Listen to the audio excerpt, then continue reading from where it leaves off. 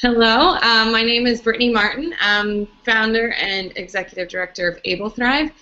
We're here today with Kelly Brush Davisson, who has graciously helped us kick off our first week of Athletes We Love.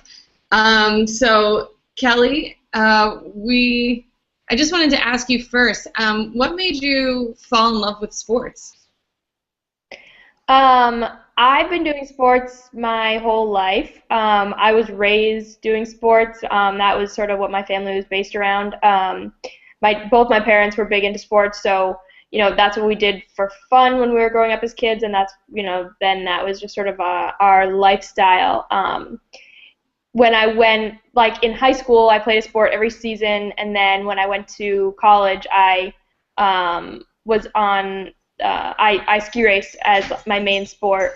Um, Sports was always a huge part of my life, which has been, and it's been really important and a big part of sort of my social network and just being active and all that.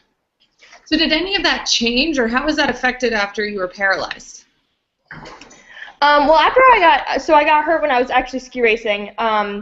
And I thought that a lot of that had changed. I thought that I couldn't do sports anymore. I thought that there wasn't, that part of my life was sort of done. And that was really hard for me at first, thinking that that's the case. But then I learned all about, adaptive sports and different things that I could do. And I do a ton of stuff still, and I just do everything differently.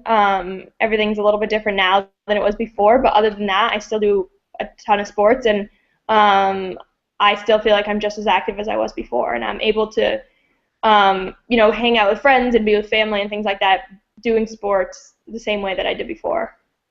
So cool. What kind of sports are you into now, or since you've been hurt? Are there new sports, or did you just adapt the ones you've done before, or both? Both actually. So I still ski. That's one of the biggest sports that I do, and that was my biggest sport before I got hurt. So I still ski. I ski in a mono ski, so it's just a little bit different. And I bike in a hand cycle. I wasn't ever a big biker before my injury, so it's sort of funny that I got into biking after, but I love it. That's a huge one that I do. So those are sort of my two big ones, but then the other ones I do, I golf, which I golfed before my injury also, and I now have a golf cart that helps me golf. And I play tennis, which I did a little bit before my injury, but not a lot.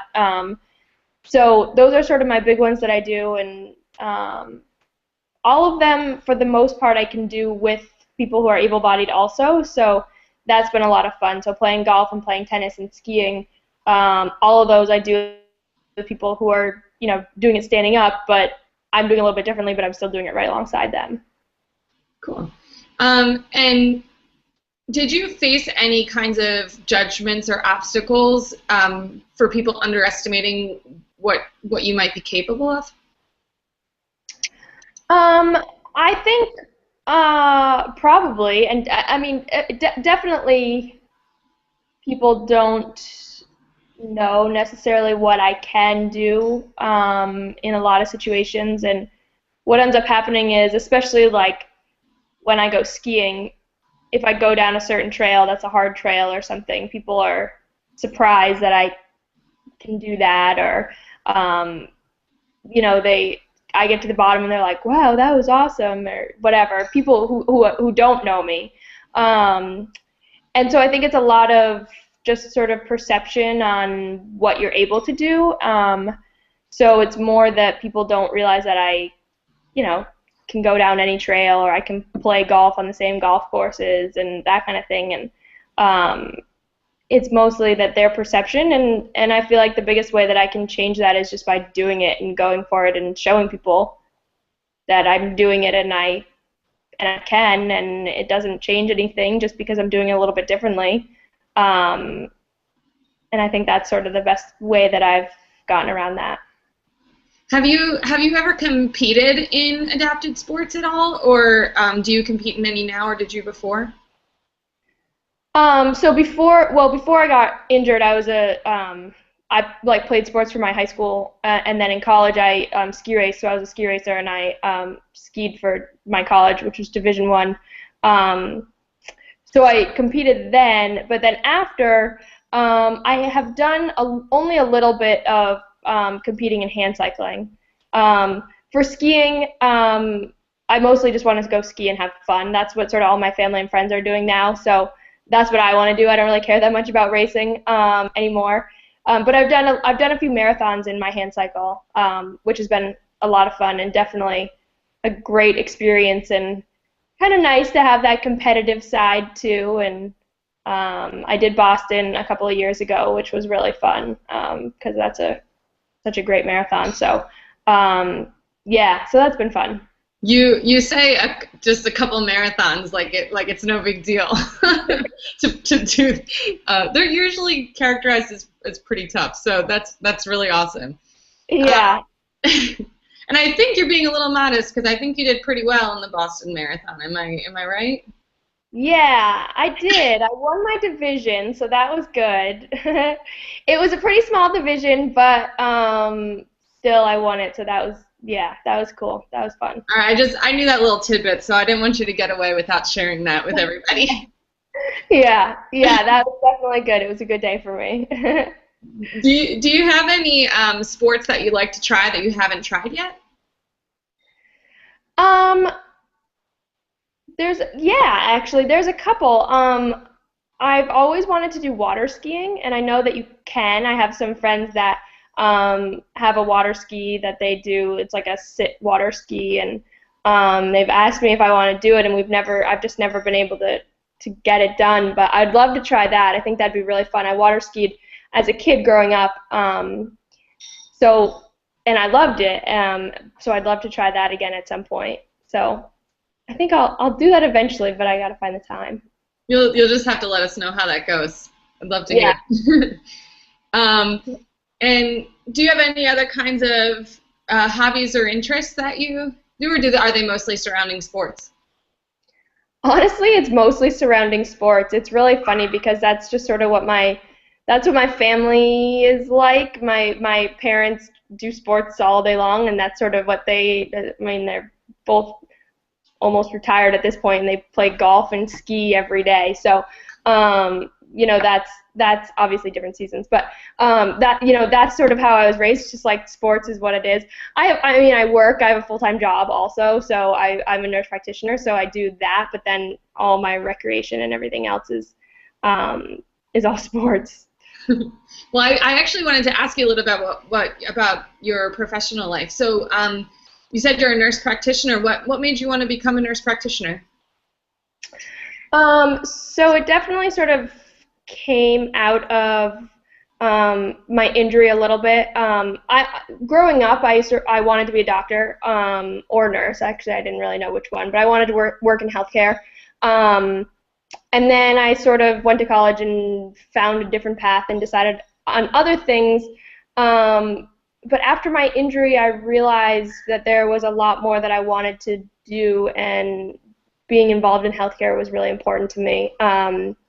So that's sort of how I got into nursing, and then I was looking into sort of the different avenues of healthcare, and nurse practitioner really fit the best with me and for me, I thought. So yeah, that's how I got into doing that.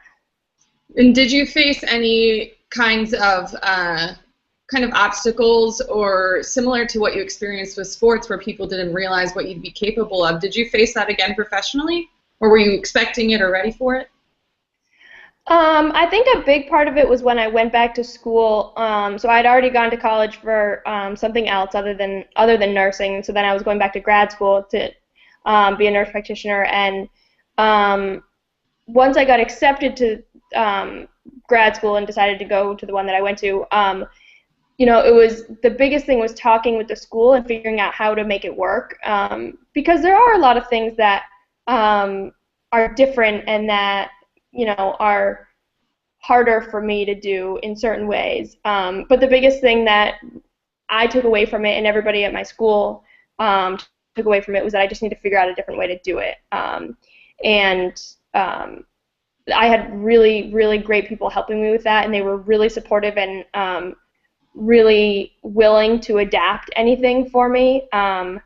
we figured it out, and I now, so I got through school and I was able to figure everything out, and now, working, I work professionally, so I work in a family practice doing in pediatrics, so I see kids all day long, and I have figured out how to do everything, and I see them a little bit differently than the other providers at the office, and the way that I do my exam on them is a little bit different, but I get the same information that I need.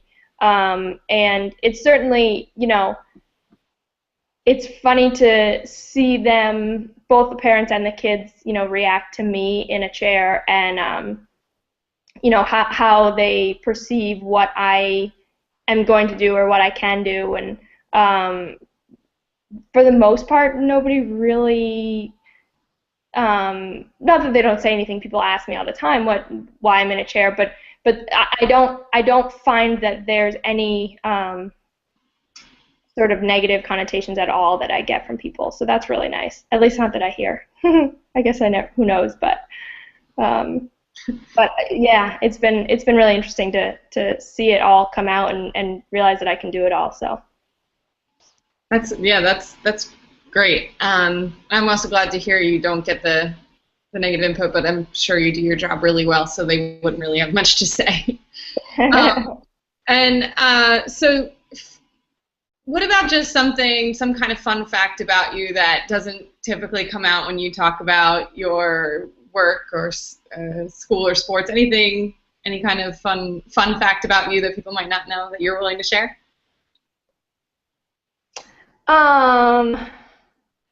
Fun fact about me, I have a foundation. I don't know that we've mentioned that necessarily. Oh, we didn't, yeah. So I knew that, but that's actually probably really good that gets shared. So yeah, tell us about that.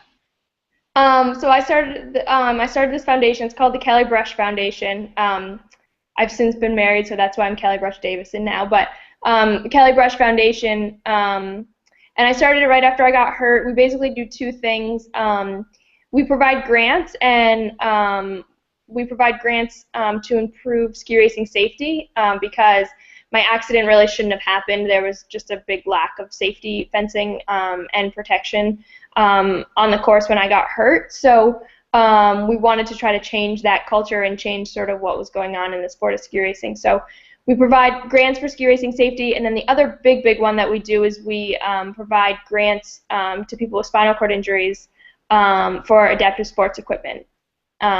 So that one's really cool because sports were so important to me, both growing up and then to my recovery after my injury. Like, realizing that I could still do sports was a huge part of realizing that I can still be normal. I can still do everything that I would love to do, and I wanted to give other people that opportunity as well. So the sports equipment is so expensive, and it's really prohibitive for a lot of people because of that. So we provide these grants for people with spinal cord injuries, and it's really been awesome. We've been able to do a lot of good. We've given out over 100 pieces of sports equipment, so it's been awesome. It's been really fun, and we've been able to do a lot of good, I think. So.